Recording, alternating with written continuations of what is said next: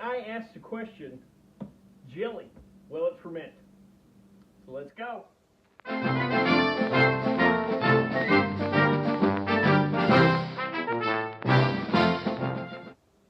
Alright gang, we got a fun video today.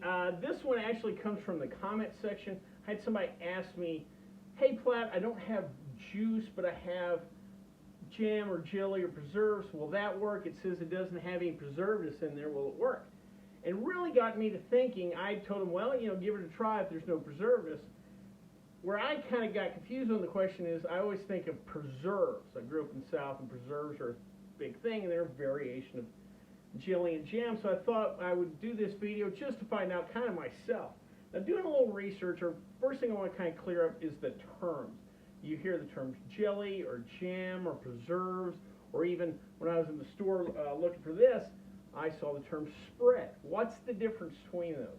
Well, basically, they're all the same except for the level of real physical fruit that may or may not be in them. Let's start off with jelly, and the spreads are kind of in that same category. But what they do is they'll press the juice, add sugar, and then they'll add pectin to kind of help solidify it.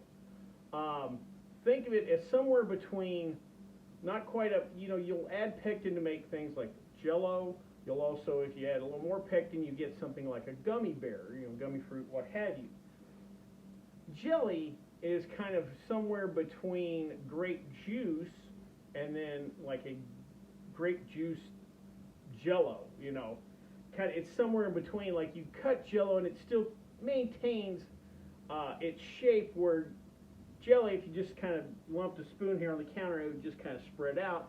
But if you did the same spoon, obviously, the grape juice would just go everywhere. So it's kind of somewhere, it's kind of solid, but not really solid, kind of that.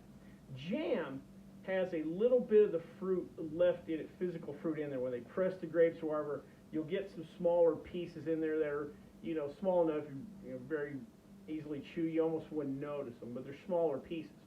Preserves have actual cut pieces of fruit that is intentionally put in, not just the pressed fruit, but they cut some of the fruit to put in there that you will know you have fruit in preserves. So that's basically the difference between the three. Now, whether this works or not, as always, kind of depends on the ingredients. So let's take a look at that. What I have here is a 30-ounce container of Welch's Concord Grape Jam. So this is implying there's actual fruit pieces in there. Looking at the container, doesn't look that way, but I digress. On here it says Concord grapes, good for us. Corn syrup, we ferment that before. High fructose corn syrup, still fine there. Fruit pectin. Remember when we did like Skittles or gummy bears, or there's pectin in there, and that didn't stop us there, so we should be fine. And lastly, citric acid and sodium citrate. We've seen a ton of other products, including those candies. So nothing I see on the label here will stop this. Now, one of the next questions is, well, how much sugar is in there or whatever. Looking at the label, it says this container is 42 servings, and then the nutritional amount per serving, it says it has 10 grams of sugar. So we're looking at 400-something grams of sugar in this. That should be more than enough sugar for us. So there we go. Real quick, let you know we're using a SAF Ale USO 5 yeast. I've kind of used this throughout the series. Pretty much any yeast will do. I wouldn't use a lager yeast, but anything else you should be fairly good on. And even though there is fruit juice in a jam, there's supposed to be pieces of fruit that would probably give the yeast enough nutrient. I'm going to go ahead and throw some yeast nutrient in anyway. So that being said, let's see if jelly or jam will ferment. Alright gang, the first thing I'm going to do, or did, was I heated roughly a little over 3 quarts of water. Because there is physical matter in this and pectin and it is semi-solid, I've got to kind of account for that displacement or whatever. So with this being almost a quart, 3 quarts of water, that should get us to kind of a standard gallon. I'm heating this water up, not to a boil or anything, but I want to get it up to maybe like 120 degrees or something like that, just to make sure this gets fully integrated. And then I'm going to go ahead and cut off the heat. I don't want to scorch anything, but I want to just bring that water up enough to where, again, kind of will help, the heat will help incorporate the sugars. And I'm just going to start dumping her in. Brought me a handy spatula. You'll definitely need something like this to help get her in. And you can hear that clump. That's why I turned off the heat, because this is going to go to the bottom naturally. And so, like I said, again, I don't want to scorch anything. I just wanted to heat the water up. You want to hold this right over the water so you don't get big splashes like that. But anyway, I'm going to incorporate all this into our warm water and really kind of mix this up. Now, it's not going to dissolve totally in the water, and I got a feeling during fermentation some of this might settle out, but I'm going to do my best I can. I've got me a handy little whisk that I'm going to use. But anyway, just wanted to show you this a little bit and, you know, talk about heating the water. Well, let me get this all incorporated, cooled down, and then we'll come back to put her in the fermenter. All right, gang, so I got everything blended in there. I threw in a 1/4 teaspoon of our yeast nutrient. Like I said, there's juice in there. You know, there should be enough yeast nutrient, but it's just being safe. Real quick, one thing I noticed that by the time I mixed it all in, it did absorb a little bit, so we got probably slightly less than a gallon, but we're kind of in the ballpark. Also noticed that when I transferred over from my pot into here, there's still a little bit of physical matter on the bottom, and there'll probably be some settle out, but not a lot. It pretty much just turned into grape juice, and it smelled just like Welch's grape juice, so that definitely makes sense. Real quick, I did do a gravity reading. Don't know how accurate it's going to be because of the pectin, but we came out 1.060, so we have a chance to produce a little alcohol here, may get around 7% or something like that. If, you know, this holds true to a gravity reading, we'll definitely see at the end.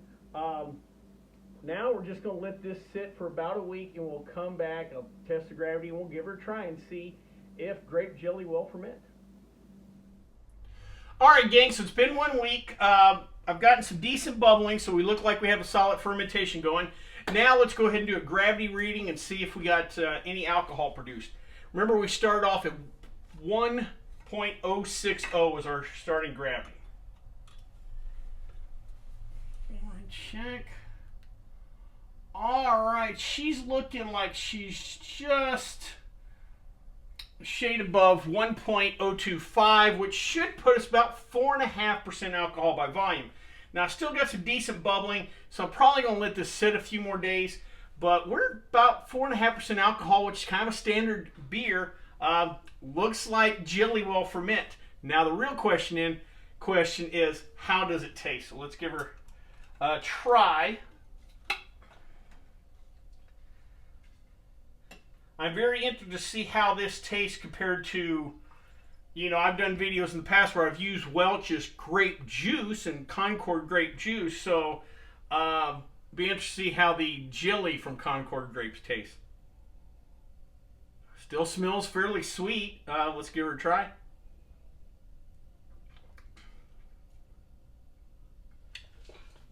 That ain't bad. I will say this, I could tell there's probably a little CO2 still captured in there. This could probably need to be degassed. But as far as flavor, plenty of sweetness left. That's why there's still an active fermentation. We still probably got a little ways to go. So this is probably a little sweeter than what the final product, but still plenty of sweetness.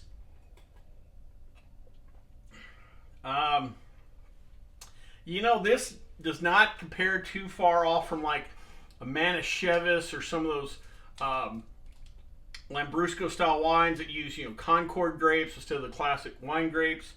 Yeah, this is not that far off. Turned out pretty good. Well, I hope you liked this video. If you did, please subscribe down below. Also, please like the video because it lets YouTube know we're putting out good content.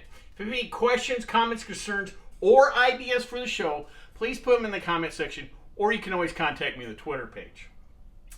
Well, until next time, bottoms up.